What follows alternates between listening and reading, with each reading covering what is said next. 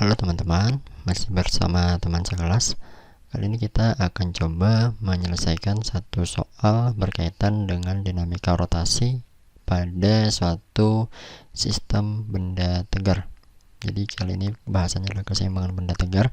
Di sini adalah suatu batang yang diikat ke satu dinding dan di ujung batangnya digantung dengan benda berupa kotak. Massa kotaknya 12 kg, kemudian massa batang 2 kg. Sudut yang terbentuk antara tali dan batangnya adalah 37 derajat dan panjang batang adalah 2 meter. Tali terikat pada jarak 80 cm dari dinding. Nah, pertanyaannya yang pertama adalah berapakah besar gaya tegangan tali? Yang kedua, gaya gesek di titik O, yaitu titik kontak antara dinding dan batang. Kemudian gaya normal di O. Nah, kita mulai dari menyelesaikan soal yang pertama. Untuk mendapatkan gaya tegangan talinya, di sini kita perlu menganalisis arah-arah dari kemungkinan berputarnya benda ini. Artinya kita perlu menganalisis torsi-torsi yang bekerja pada batang. Yang pertama kita tuliskan dulu torsi-torsi yang bekerja. Batang ini punya dua kemungkinan poros yang perlu dipahami. Yang pertama itu dulu. Yang pertama di titik O, dan yang kedua di titik di mana dia terikat dengan tali, yaitu 80 cm dari O. Nah, karena kita ingin mencari nilai gaya tegangan tali, berarti tidak boleh porosnya di sini. Karena kalau porosnya di sini otomatis T-nya 0, kan? Maka kita taruh porosnya di O. Kita asumsikan porosnya di O. Nah, jika porosnya di O, maka akan ada beberapa torsi. Yang pertama, torsi oleh gaya berat kotak. Jadi kita tuliskan torsi oleh berat kotak T W box. Dan arahnya nanti adalah searah jarum jam, jadi CW.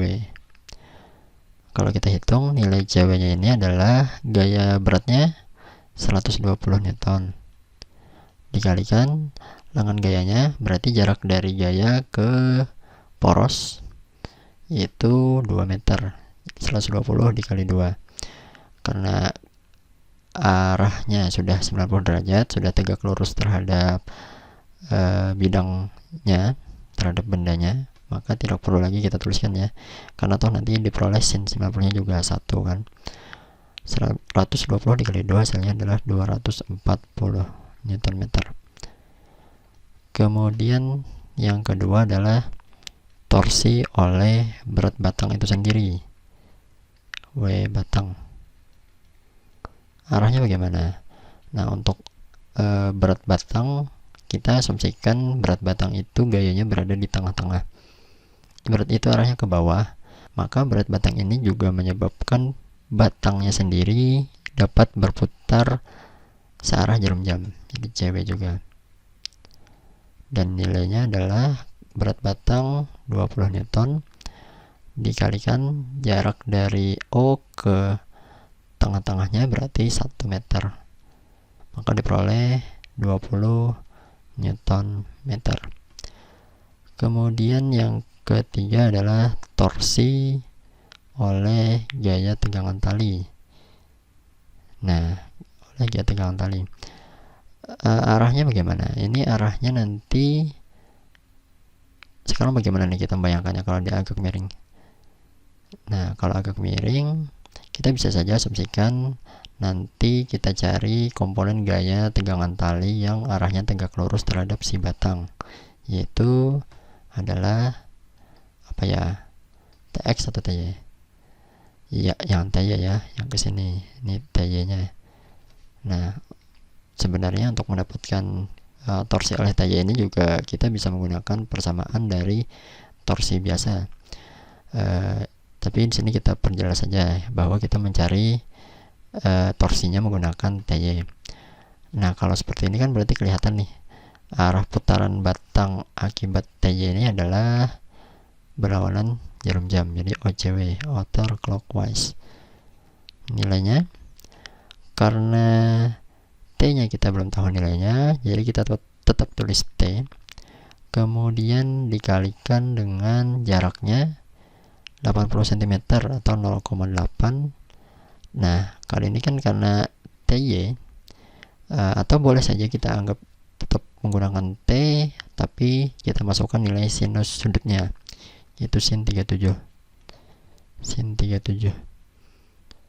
Nah, T dikali 0,8 dikali sin 37. Untuk sin 37 sendiri nilainya adalah 0,6. 0,8 dikali 0,6, hasilnya adalah 0,48 T. Nah, ini kita sudah mendapatkan 3 buah torsi yang bekerja. Sebenarnya ada satu torsi lagi, yaitu gaya gesek di O, tapi karena poros yang kita gunakan di sini adalah di titik O itu sendiri, maka otomatis torsi oleh gaya gesek nilainya adalah 0. Nah, sekarang kita masukkan dalam hukum 1 Newton untuk gerakan rotasi, yaitu sigma torsi sama dengan 0. Torsi yang pertama adalah yang TW box, langsung kita masukkan nilainya saja ya, 240 ditambah, ini arahnya sama nih, jadi boleh kita jumlahkan 20, dan yang satu ini arahnya berlawanan sehingga dikurang 0,48 T sama dengan 0. 240 ditambah 20 adalah 260, dikurang 0,48 T sama dengan 0.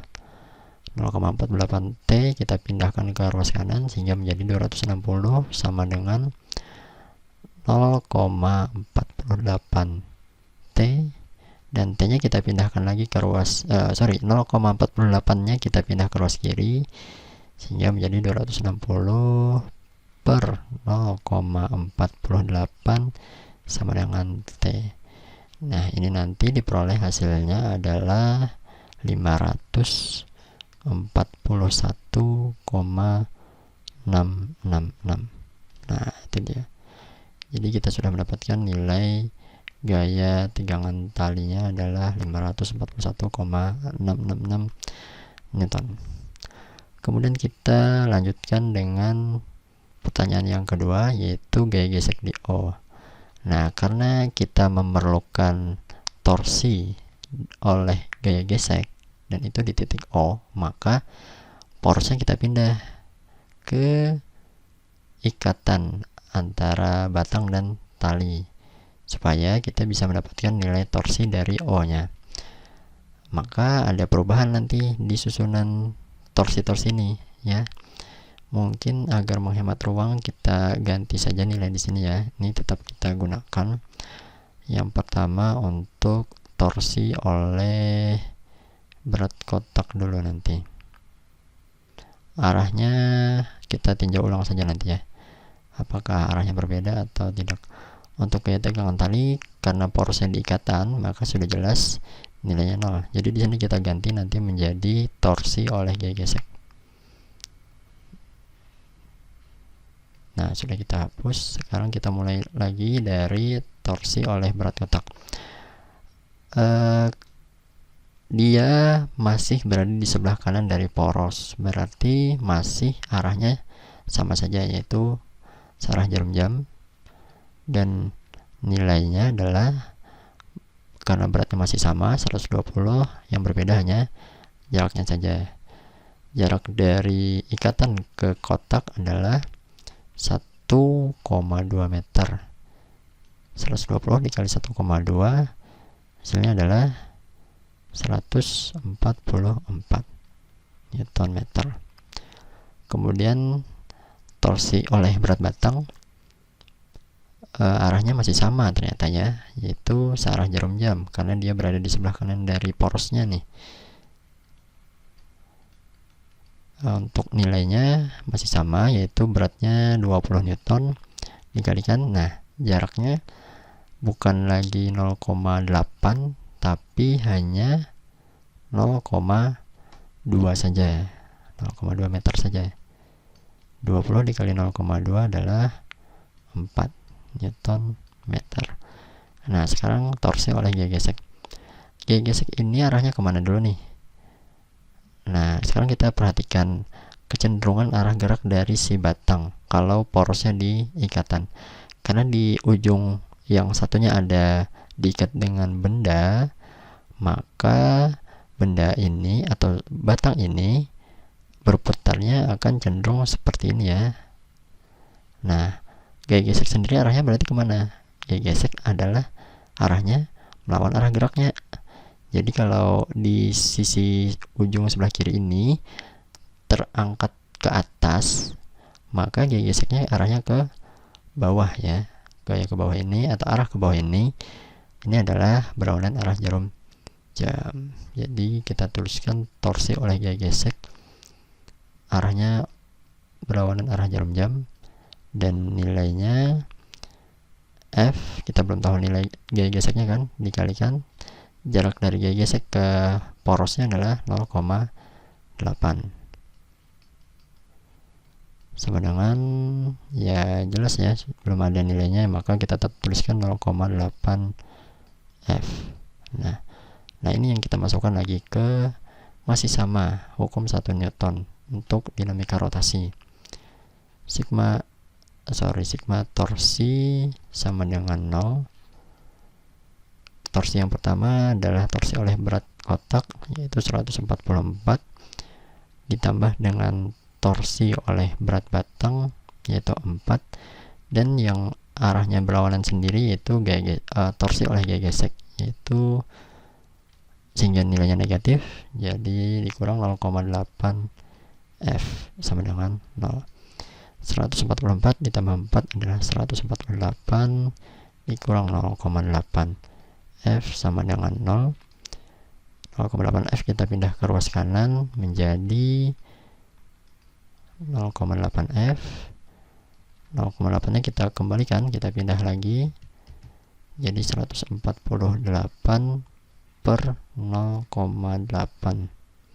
sama dengan F, dan diperoleh hasilnya F sama dengan 148 dibagi 0,8, hasilnya adalah 185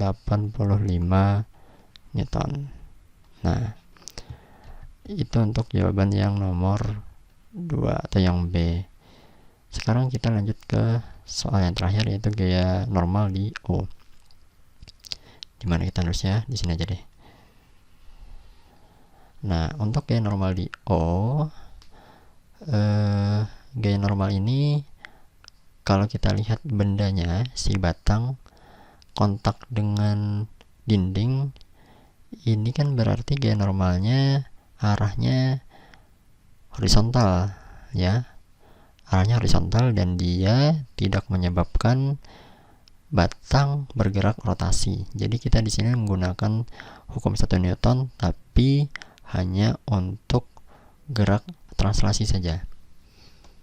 Nah, kita tuliskan dulu sigma F berarti sama dengan 0. Ada gaya normal tadi, ada gaya normal. Nah, sekarang apa yang melawan gaya normal? Yang melawan gaya normal tentu saja adalah gaya yang menyebabkan batang ini bisa menempel ke dinding. Yang membuat batang ini menempel ke dinding adalah si tali, dan tali ini yang arahnya horizontal adalah gaya tegangan tali untuk arah sumbu X. Jadi itulah yang nanti akan melawan dari gaya normal, sehingga persamaannya adalah gaya normal dikurang gaya tegangan tali arah sumbu X sama dengan 0. Nah, ini kita boleh pindahkan, maka gaya normal itu sama dengan gaya tegangan tali pada arah sumbu X. Nah, gaya tegangan tali pada arah sumbu X berarti adalah gaya tegangan tali itu sendiri dikalikan apa nih, cos atau sin? Ya, tentu saja yang cos ya, cos 37. Gaya normalnya berarti sama dengan tadi kita sudah mendapatkan gaya tegangan talinya adalah 541,6 66 dikalikan cos 37 nilainya adalah 0,8. Nah, ini diperoleh hasilnya adalah 541,666 dikali 0,8 adalah 433,336 Newton. Oke, kita telah mendapatkan jawaban dari 3 pertanyaan ini, dan kebetulan angka atau hasil dari jawaban-jawaban ini tidak bulat ya, tapi tidak masalah, ini bisa saja kita bulatkan. Demikian untuk pembahasan soal kali ini. Kita akan lanjutkan ke pembahasan soal-soal selanjutnya. See you.